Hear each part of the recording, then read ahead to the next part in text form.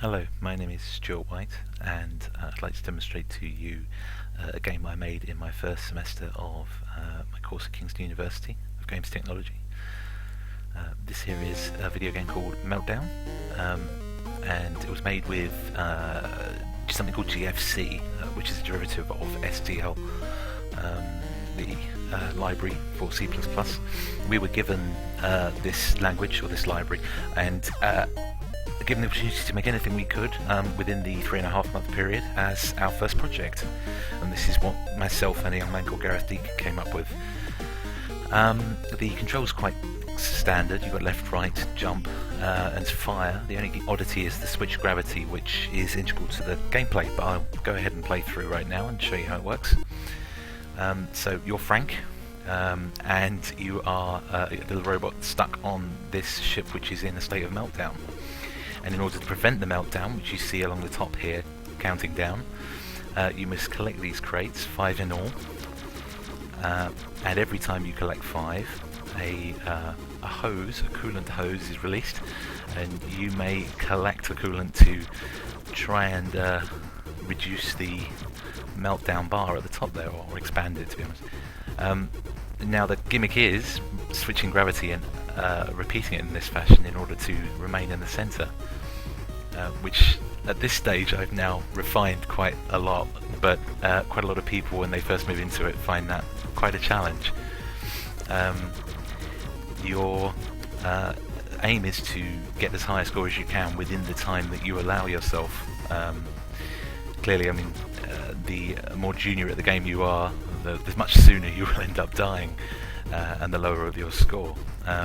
You do have health at the top right there, and that will reduce as you're hit, of course, by the enemies. It varies depending on which enemies hit you. All these ones, the colour is just cosmetic, but there are further enemies in the game. At level 4, I beg your pardon, a squid joins the party. He will stay in centre. He's not killable, but what he is a very good deterrent for switching sides, so he makes the whole thing a bit more challenging. He won't come out while you're in the middle of this session here, though, with the coolant. We felt that would be a little unfair. There are further enemies a bit later as well, but I'll leave that for you to find out.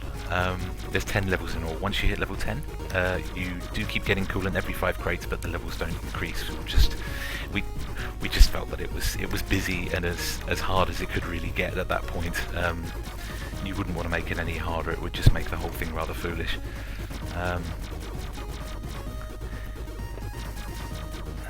Here's a bit more coolant. So some of the difficulties we encountered, I think, really were, first of all, coding in the session where it would actually only release the coolant at specific times, because of course at this stage we were very, very new to the whole thing.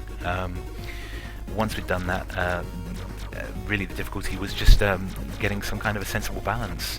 We actually managed to code all of the main important sides of the game very early on. We'd done it within the first 2 months, and the rest of it was all cosmetics and polish. And of course that final balance of physics within the anti-gravity. Once we had that down, really the game was done. And it was all the final polish and getting music and sourcing that. We actually took the music from an open source site who was just giving it away, you know, as long as he was given credit for it, which I will do. You'll see it in the footnotes there. Thank you so much for watching. Hopefully you will be able to stay through to the end of play, and I will actually manage to get the final enemy on screen. They appear at level 8. Many thanks for watching, and do watch my other videos. Thank you.